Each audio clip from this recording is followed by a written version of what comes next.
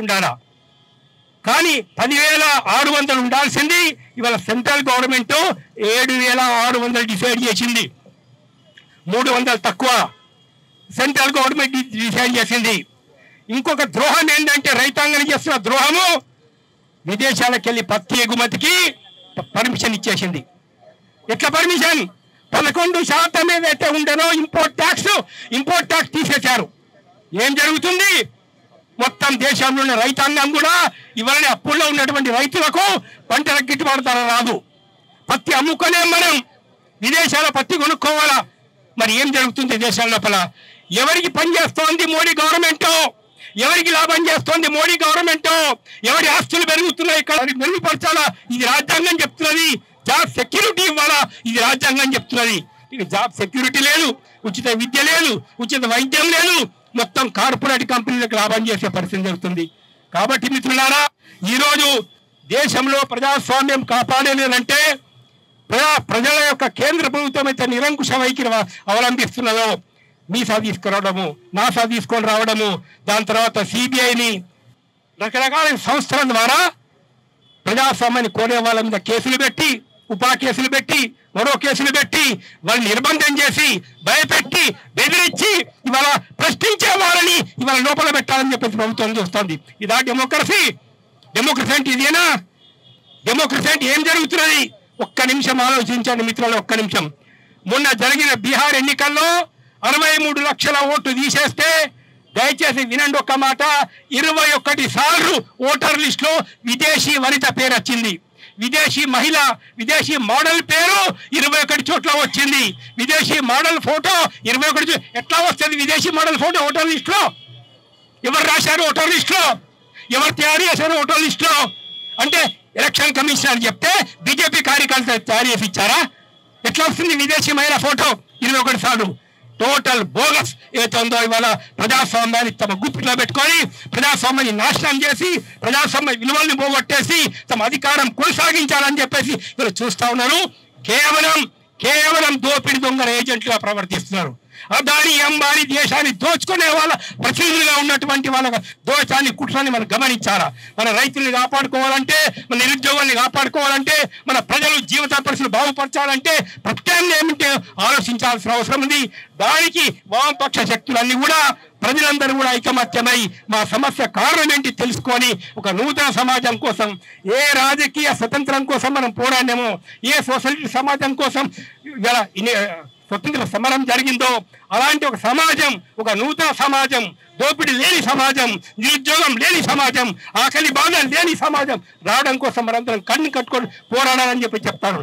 చనిపోయినటువంటి వాళ్ళ యొక్క ఆచరణ ఏమన్నా కావచ్చు, కానీ వాళ్ళ లక్ష్యం, వాళ్ళ ఉద్దేశం సమాజం, వాళ్ళ లక్ష్యం దోపిడీ లేని సమాజం, వాళ్ళ లక్ష్యం నిరుద్యోగం లేని సమాజం, వాళ్ళ లక్ష్యం ఇవాళ అధిక ధరలు లేనటువంటి సమాజం, వాళ్ళ లక్ష్యం రైతులు ఆత్మహత్యలు చేసుకునేటువంటి సమాజం, మహిళల మీద అత్యాచారాలు జరగని సమాజం. ఒక ఉన్నతమైన లక్ష్యం కోసం పనిచేస్తున్నారు.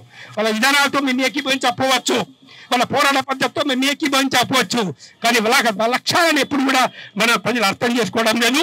అర్థం చేసుకొని ఈ యొక్క నిర్బంధాన్ని మనం వ్యతిరేకించాలా. అన్ని శక్తులు ఇవాళ సాంబశివరావు గారిని, మిగతా పెద్దలందరినీ కూడా నేను అభినందిస్తున్నా. అన్ని పార్టీలను కలిపి ఒక ఉమ్మడి ఈ కార్యక్రమాలు తీసుకుంటున్నారు. ఈ కార్యక్రమాన్ని ప్రతి చోట తీసుకొని విస్తృతంగా మిగతా ప్రజా సంఘాలు కూడా పాల్గొంటారు చేసి ప్రజల్లో ఒక రాజకీయ చేతనం తీసుకురావాలని చెప్పి చెప్తున్నా. వాళ్ళు చేసిన కృషిని అభినందిస్తూ నాకు ఈ అవకాశం ఇచ్చినందుకు ధన్యవాదాలు. ఎన్కౌంటర్లను అందరం కలిసి ముక్త కంఠంతో ఖండిద్దాం.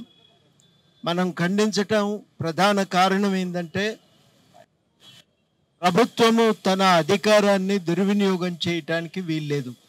చట్టంలో పేర్కొన్న పద్ధతులు ఉన్నాయి, ఆ పద్ధతుల ప్రకారమే అధికారాన్ని నిర్వర్తించాలి. ఎందుకంటే భారత రాజ్యాంగము చంపే అధికారాన్ని ఎవరికి కూడా ఇవ్వలేదు, పోలీసులకు కూడా చంపే అధికారం లేదు. మనిషిని లొంగ తీసుకోవటానికి ఎంత శక్తిని వాడాలో అంత మాత్రమే ఉపయోగించాలని చట్టం చాలా స్పష్టంగా చెప్తున్నది. అందుకని ఆ చట్ట ప్రకారము వాళ్ళను వాళ్ళు మితిమీరి ఉపయోగించినప్పుడు కేసు నమోదు చేయవలసిందే.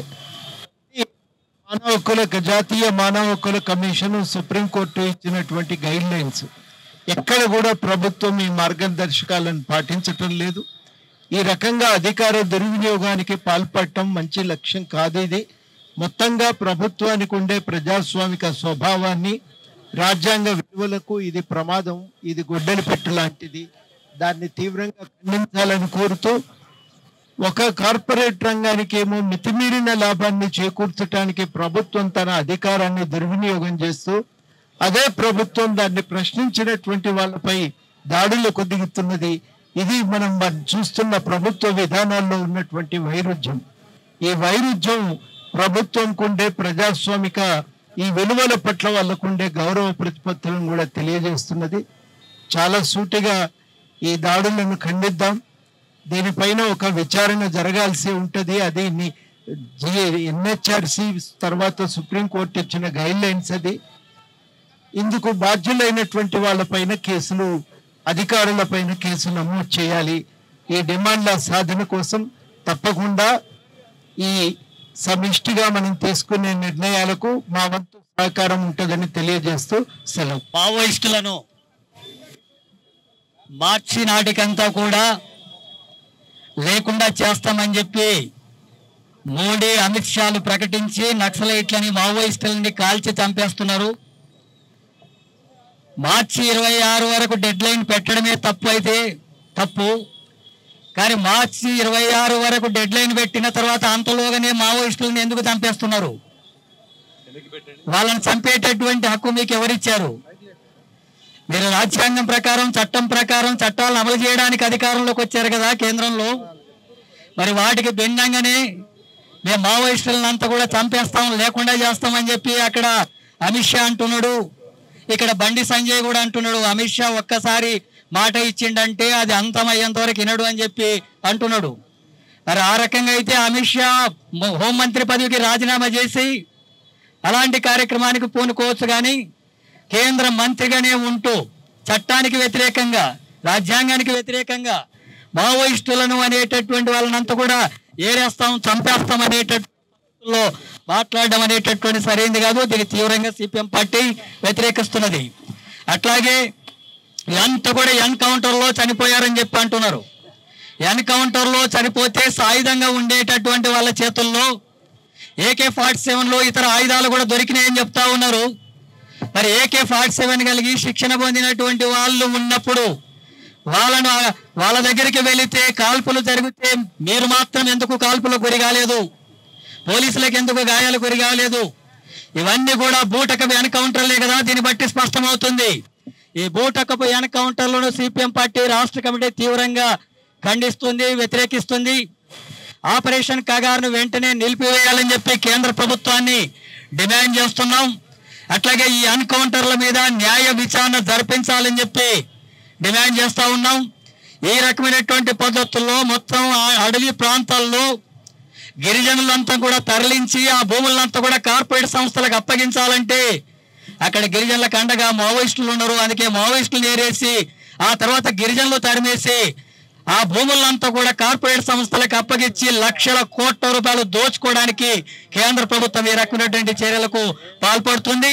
అందుకని ఇలాంటి దాడుల్ని, ఇలాంటి హత్యల్ని, ప్రభుత్వం చేసేటటువంటి హత్యల్ని తీవ్రంగా వ్యతిరేకించాలని ప్రజానీకానికి విజ్ఞప్తి చేస్తున్నాం. ఇప్పటికైనా మావోయిస్టులు అంటున్నారు మేము చర్చలు జరపడానికి సిద్ధం అంటున్నారు. చర్చలు జరుపుతామంటే కూడా కాల్చి చంపడం అనేటటువంటిది ఎక్కడ జరగడం లేదు, ప్రపంచంలో ఎక్కడ జరగడం లేదు. చర్చలు జరుపుతామని చెప్పి వాళ్ళు ప్రకటించిన తర్వాత ఎక్కడ కూడా కాల్పులు జరపడం లేదు, మందు పాత్రలు పేల్చడం లేదు, ఎవరిని చంపడం లేదు. వాళ్ళే చేస్తున్నారు తప్ప ఇతరుల్ని చంపలేదు. అయినా సరే మీరు వెంటాడి చంపడం అనేటటువంటిది ఇది పూర్తి దారుణమైనటువంటి విషయం. ఇది ప్రజానీకం అంతా కూడా ఖండించాలని, ఇలాంటి ఘటనలకంతా కూడా ప్రజలంతా కూడా నిరసన వ్యక్తం చేయాలని చెప్పి కోరుతున్నాను. కేంద్ర ప్రభుత్వం ఈ విషయాల్ని, ఈ రకమైనటువంటి ఆపరేషన్ కగారుని ఆపివేసి చర్చలు జరిపి సమస్యను పరిష్కరించేందుకు చర్యలు తీసుకోవాలా. ఆ రకంగా జరగకపోతే ప్రజలే మీకు తగిన గుణపాఠం చెప్తారని చెప్పి హెచ్చరిస్తూ ముగిస్తున్నాను. ఈరోజు దేశంలో ఆపరేషన్ కగారు పేరు మీద అనేక బూటకపు ఎన్కౌంటర్లు చేస్తూ వందలాది మంది మావోయిస్టు నాయకుల్ని, కార్యకర్తల్ని పొట్టన పెట్టుకున్నటువంటి పరిస్థితి ఈనాడు కొనసాగుతూ ఉంది. పార్లమెంటులో రాజ్యాంగం పైన ప్రమాణం చేసి రాజ్యాంగ విలువలను కాపాడుతామని, రాజ్యాంగాన్ని రక్షిస్తామని చెప్తున్నటువంటి ఈ పాలకులు నరేంద్ర మోడీ, అమిత్ షాలు రాజ్యాంగాన్ని తుంగలో దొక్కి రాజ్యాంగ విలువలు నాశనం చేస్తూ ఏకపక్షంగా బూటకపు ఎన్కౌంటర్ల పేరు మీద వందలాది మంది మావోయిస్టులు నాయకుల్ని, కార్యకర్తల్ని చంపటాన్ని ఎస్యూసీఐ కమ్యూనిస్ట్ పార్టీ తీవ్రంగా ఖండిస్తూ ఉంది. ఇది ప్రజాస్వామ్య విలువ కాదు, ఇది ఒక నియంతృత్వ విలువ, ఇది ఒక సైనిక నియంతృత్వ పరిపాలన. చాలా మంది భావిస్తుంటారు మనం ప్రజాస్వామ్యంలో ఉన్నామని. ఇది ప్రజాస్వామ్యం కాదు.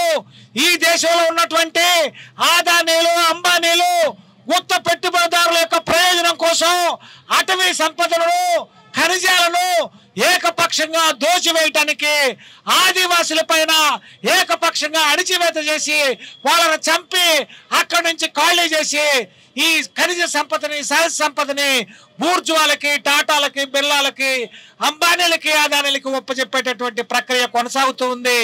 దీనికి వ్యతిరేకంగా ఐక్య ప్రజాతంత్ర ఉద్యమాలు, వామపక్ష ప్రజాతంత్ర ఉద్యమాలు ఒకటే ఏకైక పరిష్కార మార్గం. పౌర సమాజం స్పందించటం లేదు అంటే మనం పౌర సమాజం దగ్గరకు వెళ్ళటంలో మన వైఫల్యం ఉంది.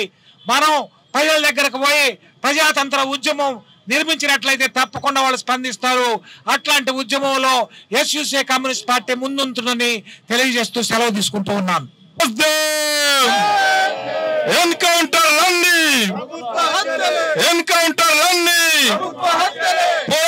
ప్రభుత్వ హత్యలకు వ్యతిరేకంగా పోరాడదాం, ప్రభుత్వ హత్యలకు వ్యతిరేకంగా.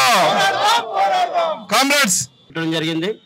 కేంద్ర ప్రభుత్వం ఏకపక్షంగా నరమేధం కొనసాగిస్తూ ఉన్నది.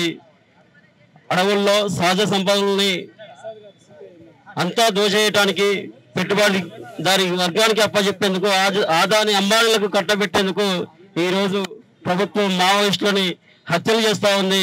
అవి బూటకపు ఎన్కౌంటర్లు కాదు, ప్రభుత్వం చేస్తున్నటువంటి హత్యలుగానే మనం భావించాలి.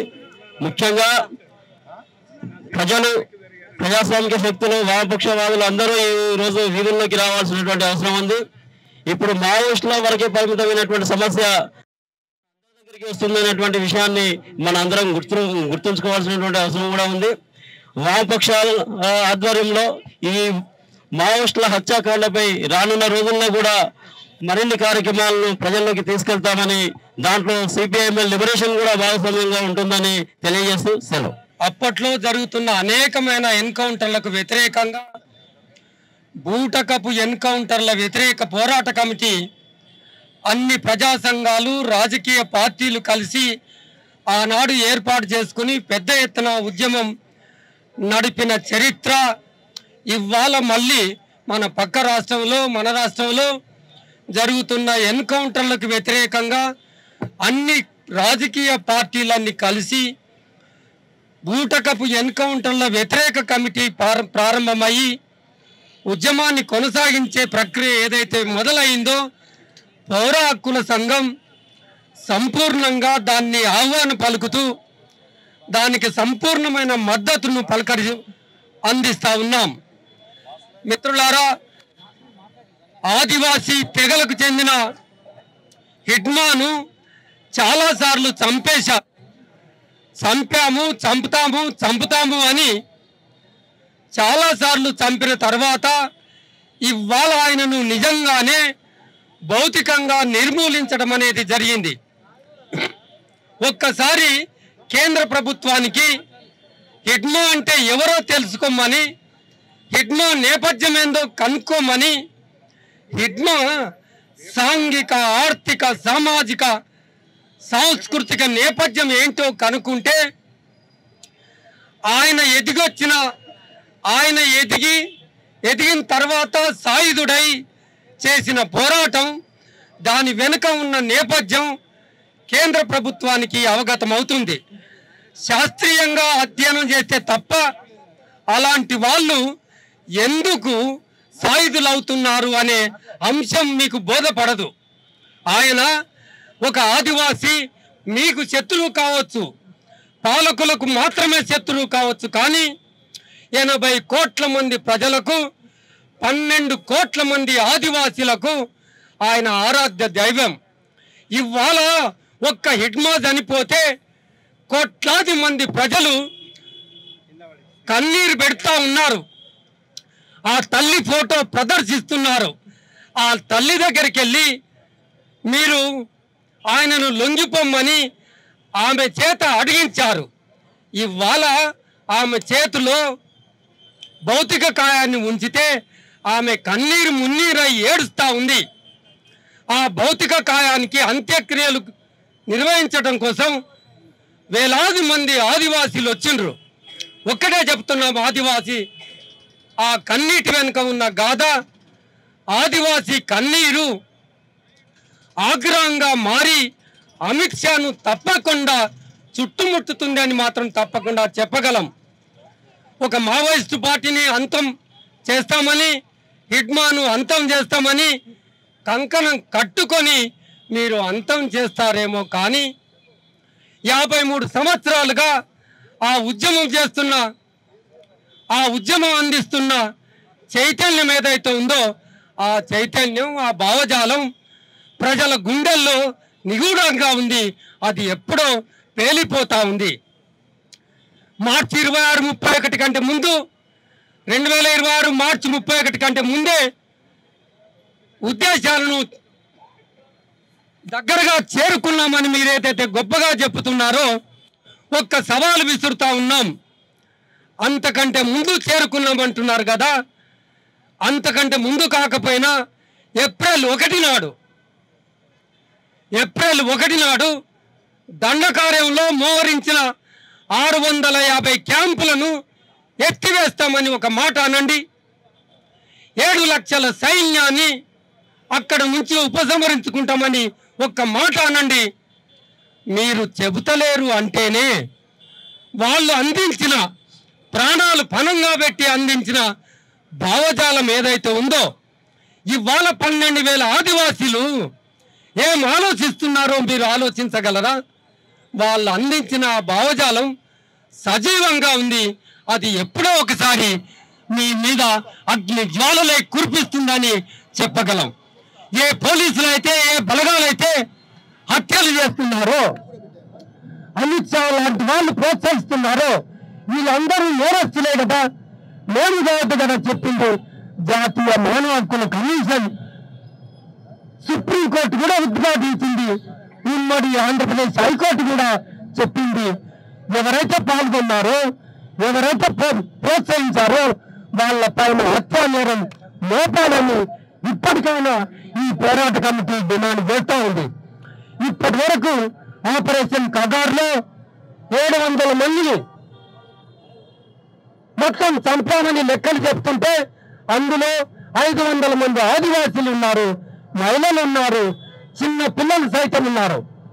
ఇందాక సాగినేని వెంకటేశ్వరరావు చెప్పారు, 6 నెలల ఆదివాసీ పసిపాపను కూడా చంపేసిన దుర్మార్గమైన ప్రభుత్వం ఇది. ఇది ఎన్కౌంటరా? ఇది ఎన్కౌంటరా కాదా అని తేల్చడానికి హక్కుల సంఘాలు ఉన్నాయి, పౌర సమాజం ఉంది, మేధావి వర్గం ఉంది, న్యాయమూర్తుల సమూహం ఉంది. వీళ్ళు కదా తేల్చాల్సింది. లేదా ప్రభుత్వ యంత్రాంగంలో భాగమైన ఒక న్యాయమూర్తి చేత, సిట్టింగ్ న్యాయమూర్తి చేత న్యాయ విచారణ జరిపించాలి కదా. మిత్రులారా, భారతదేశంలో ప్రజాస్వామ్యం ప్రాసనానికి గురవుతుంది. చట్టాలు బేఖాతరు కాబడుతున్నాయి, రాజ్యాంగాన్ని బేఖాతరు చేస్తున్నారు. ఈ దేశంలో చట్టబద్ధ పాలన కరువైంది.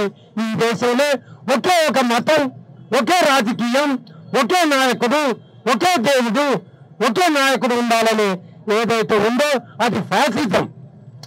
ఈ దేశంలో భిన్న స్వరాలు ఉంటాయి, భిన్న అభిప్రాయాలు ఉంటాయి, భిన్న లక్ష్యాలు ఉంటాయి. అది గుర్తుపెట్టుకోమని చెబుతా ఉన్నాం. ఇటువంటి కర్కశ ప్రభుత్వాలు నాశనమయ్యేంత వరకు ఈ పోరాట కమిటీ, ప్రజా సంఘాలు, హక్కుల సంఘాలు, వామపక్ష పార్టీలు, విప్లవ పార్టీలు ఏకమయ్యాయి. గుర్తుపెట్టుకోండి. తప్పనిసరిగా నిరంకుశ ప్రభుత్వాలను కూలదోసేంత వరకు ప్రజా సమూహాలు ముందుకు సాగుతాయని తెలియజేస్తూ ఈ అవకాశం ఇచ్చిన ఆర్గనైజర్స్కు ధన్యవాదాలు.